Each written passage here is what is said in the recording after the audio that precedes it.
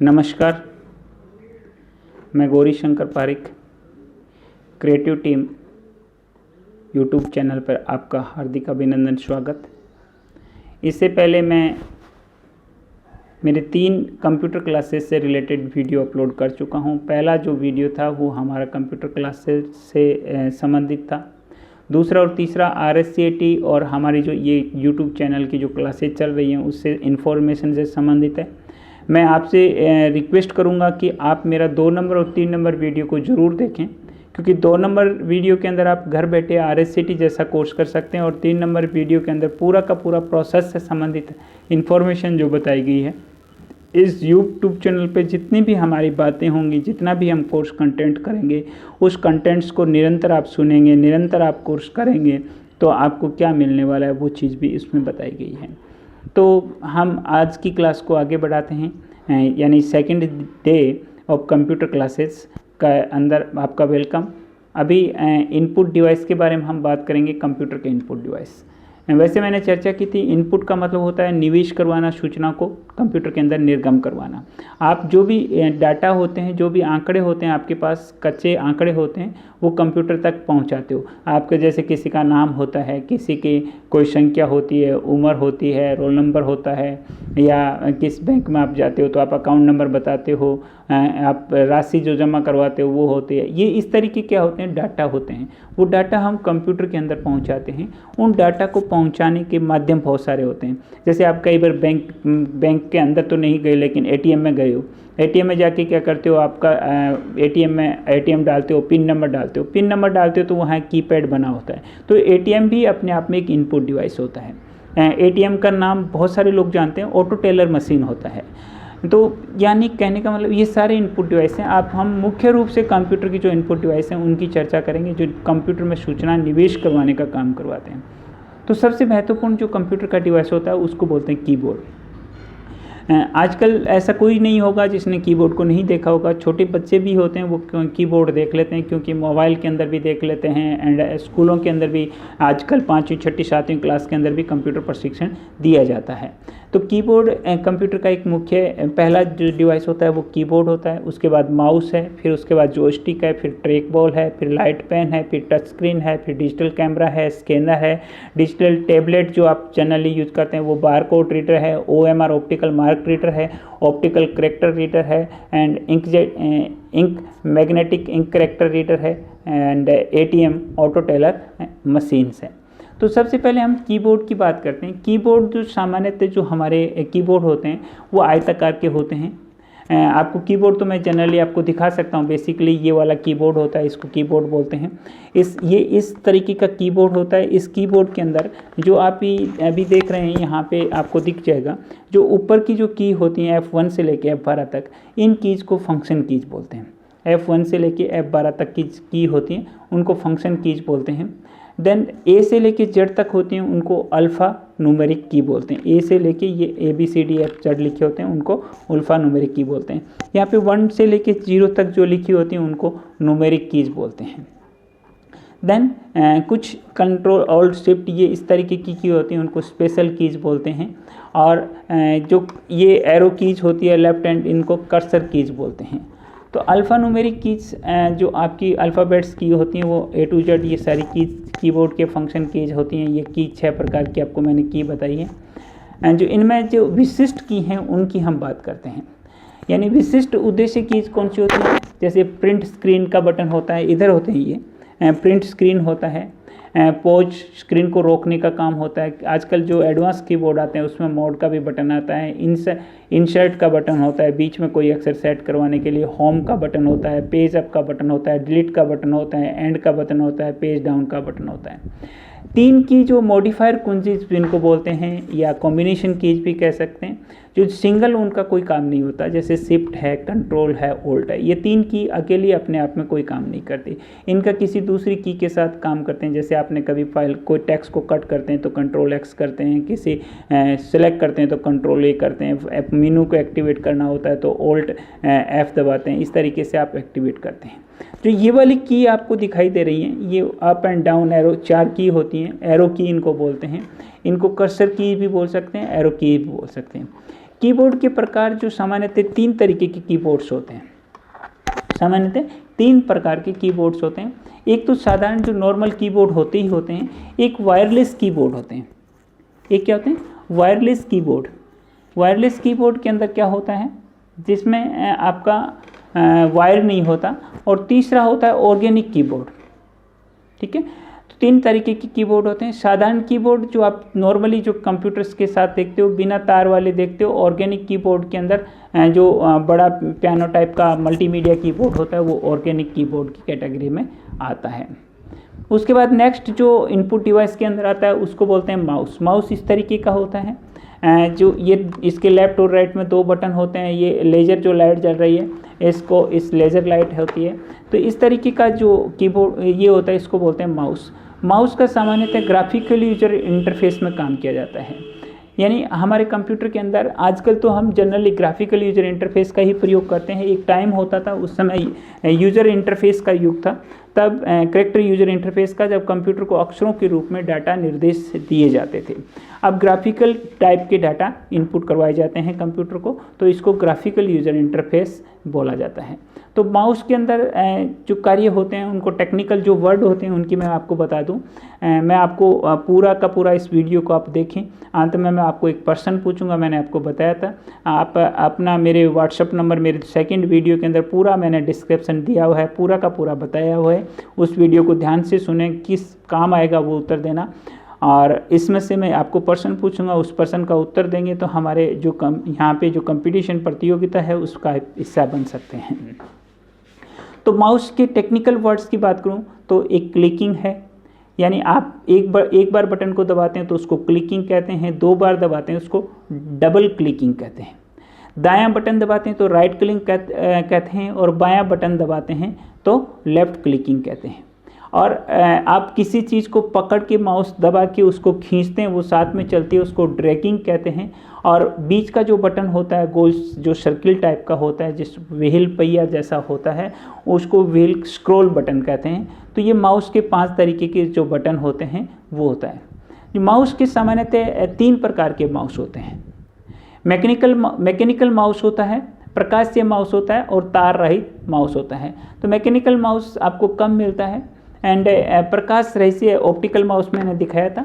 और अब तार जो आपका माउस है वो वायरलेस जो माउस होता है वो सामान्यतः माउस होता है। जो पहला मैकेनिकल माउस होता था, पुराने टाइम में आता था, उसके ऊपर 2-3 बटन होते थे, नीचे गोल, जहाँ यहाँ पे आपको लेजर लाइट दिख रही है, यहाँ पे गोल गेंद होती थी। वो जैसे ही घूमती थी, स्क्रॉल करती थी वो, तो स्क्रीन की जो माउस पॉइंटर था वो स्क्रीन पे मोमेंटम करता था। जो स्क्रीन के ऊपर जो तीर का निशान चलता है उसको क्या बोलते हैं? माउस पॉइंटर, यानी एरो, माउस एरो की बोलते हैं। तो ये 3 तरीके के माउस थे। उसके बाद अगला जो इनपुट डिवाइस आता है उसकी बात करूं मैं, तो उसका नाम है जॉयस्टिक। जॉयस्टिक सामान्यतः वीडियो गेम खेलने के काम आता है। जॉयस्टिक क्या काम आता है? वीडियो गेम खेलने के लिए। ये वैसे कंप्यूटर के साथ अटैच करके भी किया जाता है, और वीडियो गेम आते हैं उसके अंदर भी होता है। उसके नीचे एक बॉल होती है, ऊपर हैंडल होता है, उस हैंडल से हिला के उसमें काम किया जाता है। ट्रैक बॉल देखने में माउस जैसा होता है। माउस के जो नीचे गेंद होती है उससे माउस, इसके अंदर ट्रैक बॉल में ऊपर यहाँ पे गेंद होती है, उस गेंद से उसको स्क्रीन पे घुमाया जाता है, अंगूठे से घुमाया जाता है, स्क्रीन के पॉइंटर को घुमाया जाता है।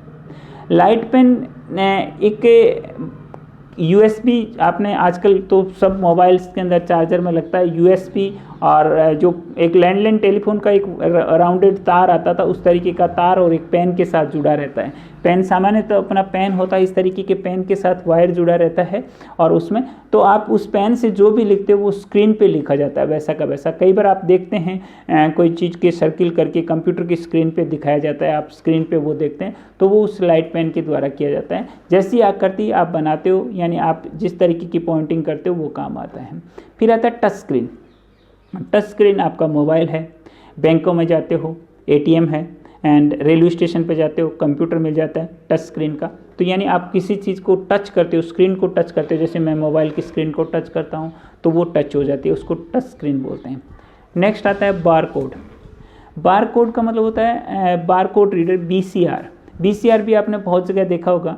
BCR का मतलब होता है जैसे आप किसी शॉपिंग मॉल में जाते हो या किसी बड़े रेस्टोरेंट में जाते हो या टोल प्लाजा पे जाते हो तो एक टॉर्च लाइट जैसी होती है, वो जो आपके मैं दिखाऊं आपको, यहाँ पे ये मार्कर पड़ा है, ठीक है। जैसे ये आप देख रहे होंगे करीब से नज़दीक से दिख जाएगा आपको, ये लाइनिंग जो दिखाई दे रही है इनको बोलते हैं बार कोड। क्या बोलते हैं? Bar code. अब क्या करता है वो, उस लाइट को यहाँ पे इस पर जलाया जाता है। इस तरीके की आकृति का होता है पीसीआर, जैसे ये आकृति इस तरीके का, इसमें ऐसे लाइट होती है, वो इसके ऊपर लाइट जलाई जाती है और जैसे ही लाइट चलाई जाती है तो वो डाटा इनपुट कंप्यूटर के अंदर चला जाता है, तो वो इनपुट डिवाइस होता है, उसको बोलते हैं PCR, bar code reader. Scanner, सामान्यतः आज ईमितर पे आप किसी के पास जाते हैं तो आप अपने डॉक्यूमेंट स्कैन करवाते हैं, तो डॉक्यूमेंट स्कैन करवाने के लिए आपको कंप्यूटर, वो एक फोटोस्टेट मशीन जैसी होती है, उसके अंदर आपका कागज़ डाला जाता है, वो फ़ोटो के, इमेज के, टेक्स्ट के, किसी भी तरीके का डाटा होता है उसको स्कैन कर सकता है और उस डाटा को अपने कंप्यूटर के अंदर स्टोर करके रख सकते हैं और फाइल को आप अलग अलग फॉर्मेट के अंदर सेव रख सकते हैं। जेपीजी के अंदर है, आपकी पीडीएफ फाइल है, इस तरीके से आप अलग अलग फॉर्मेट में फाइल को स्कैन करके रख सकते हैं। नेक्स्ट आता है ओएमआर, ऑप्टिकल मार्क रीडर। जैसे भारतीय संस्कृति की परीक्षाएं होती हैं या आपने आरएससीटी का कभी एग्ज़ाम दिया होगा या और कोई कंपटीशन की एग्ज़ाम दिया होगा जिसमें गोले गोले से भरने होते हैं, वो जो शीट होती है उस शीट में आप जो गोले करते हो वो गोले पढ़ने का काम, रीड करने का काम कौन करती है? ओएमआर एक मशीन होती है, वो शीट आपकी उसके अंदर डाल दी जाती है, फिर उसको कंप्यूटर को निर्देश दिया जाता है, कंप्यूटर उस पूरी शीट को धीरे धीरे क्या करता है? पढ़ता है और जितने भी डाटा होते हैं वो कंप्यूटर उसके अंदर स्टोर कर लेता है, उसको बोलते हैं OMR, optical mark reader. Next आता है ओसीआर। ओसीआर क्या होता है? सामान्य जो टाइपराइटर्स के जो स्पेशल जिसका कोई चिन्ह होते हैं, लिखे होते हैं, उनको पढ़ने के लिए होते हैं। इसका पूरा नाम ऑप्टिकल कैरेक्टर रिकॉग्निशन होता है और ये सामान्यतः अक्षरों को पढ़ने का काम करता है। मैंने बताया एटीएम भी इनपुट डिवाइस के अंदर आता है। स्वचालित मशीन होती है, ऑटोमेटिक टेलर मशीन कहते हैं इसको। ये ऐसा यंत्र होता है जो प्राय बैंक में काम लिया जाता है, कंप्यूटर से रिलेटेड नहीं होता। ये है रेलवे स्टेशन है, बस स्टैंड है, कहीं भी लगा रहता है, उस जगह पे आप इस एटीएम का देख सकते हो। MIS या MISCR होता है मैग्नेटिक इंक कैरेक्टर रीडर, जो ये भी आप बैंकिंग का ही प्रणाली में काम आता है। बैंक में आप चेक, आपके पास कभी चेक होगा तो चेक में आप देखेंगे तो उस चेक के अंदर क्या होता है, नीचे लाइन लिखी होती है जिसमें लाइन में नंबर होते हैं, वो मैग्नेटिक इंक से नंबर लिखे होते हैं और मैग्नेटिक इंक के जो नंबर होते हैं उसको चेक डायरेक्ट वो मशीन पढ़ लेती है, उसको बोलते हैं मैग्नेटिक इंक कैरेक्टर रीडर। तो MICR उसका पूरा नाम मैग्नेटिक इंक कैरेक्टर रीडर होता है। नेक्स्ट, ये सारे के सारे जो अपने इनपुट डिवाइस थे, इनमें से मैंने अभी आपको सारे इनपुट डिवाइस के बारे में बताया और आपको पहले भी मैंने बताया था कि पूरा सेशन शुरू होने के बाद इन इनपुट डिवाइस में से मैं आपको सामान्य ऐसा छोटा सा एक क्वेश्चन पूछूंगा और उस क्वेश्चन को आपका उत्तर देना है, ठीक है। तो आज का जो क्वेश्चन होगा उस क्वेश्चन का उत्तर आपको बताना है और सही उत्तर होगा, सही उत्तर आपका होता है, उसको आप मेरे व्हाट्सएप नंबर पे आपके नाम और उस उत्तर को लिख के व्हाट्सएप करना है। मैं आपका लास्ट तक रिकॉर्ड रखूँगा, लास्ट क्लास तक आपके जितने भी होंगे उसमें 2 नंबर वीडियो में आप पूरी डिटेल समझें। तो पहला जो मैं आपसे प्रश्न पूछूंगा कि ग्राफिकल यूज़र इंटरफेस में, ग्राफिकल यूज़र इंटरफेस के अंदर माउस द्वारा ड्रैगिंग करना किसे कहते हैं? ग्राफिकल यूजर इंटरफेस में माउस द्वारा ड्रैगिंग करना किसे कहते हैं? बहुत सामान्य सा प्रश्न है, इसका उत्तर आप मेरे को व्हाट्सएप नंबर पे भेजेंगे और आप मेरी जो क्लासेज देख रहे हैं, सुन रहे हैं, इनमें आप किसी भी तरीके का सुझाव देना चाहें तो आप मेरे को सुझाव दे सकते हैं, कमेंट करके सुझाव दे सकते हैं। मेरे व्हाट्सएप नंबर पे 9414440605 पे आप मैसेज करके भी बता सकते हैं। मैं आपके सुझाव से मेरे को प्रोत्साहन भी मिलेगा और मेरे को सुधार करने का मौका भी मिलेगा। मैं सुधार करूँगा, अच्छा कंटेंट देने का प्रयास करूँगा। आपने मेरे पूरे वीडियो को देखा, इसके लिए आपका धन्यवाद।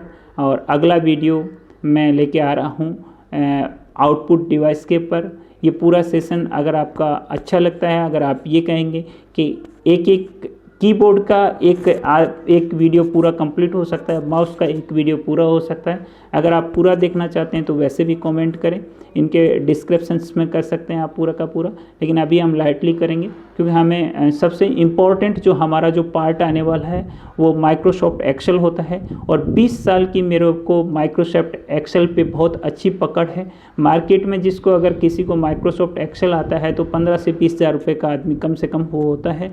एक्सेल के अंदर डाटा प्रोसेसिंग काम होता है, स्प्रेडशीट का काम होता है, डाटा एनालिसिस का काम होता है, ग्राफिक्स यानी स्टैटिक्स से संबंधित जो काम होता है वो होता है। एक्सेल बहुत ही इंपॉर्टेंट पार्ट है और मैं स्पेशल एक्सेल का जो कोर्स करवाते हैं हमारे जो यहाँ पे उसके 7,500 रुपये फीस लेते हैं, वो उसको मैं बारीकी आपको पूरा का पूरा स्क्रीन के ऊपर करवाऊँगा। आपको पूरा का पूरा जैसे आप कंप्यूटर पे कर रहे हैं ऐसा एहसास होगा, ऐसी तरीके से मैं आपको पूरा समझाने का प्रयास करूँगा। तो आप मेरे कंटिन्यू वीडियो देखते रहें, अपने ज़्यादा से ज़्यादा साथियों के साथ सब्सक्राइब करें, लाइक करें, शेयर करें। धन्यवाद। आज का सेशन इतना ही है। अगले सेशन में हम कल के सेशन में पढ़ेंगे आउटपुट डिवाइस के बारे में। Thank you.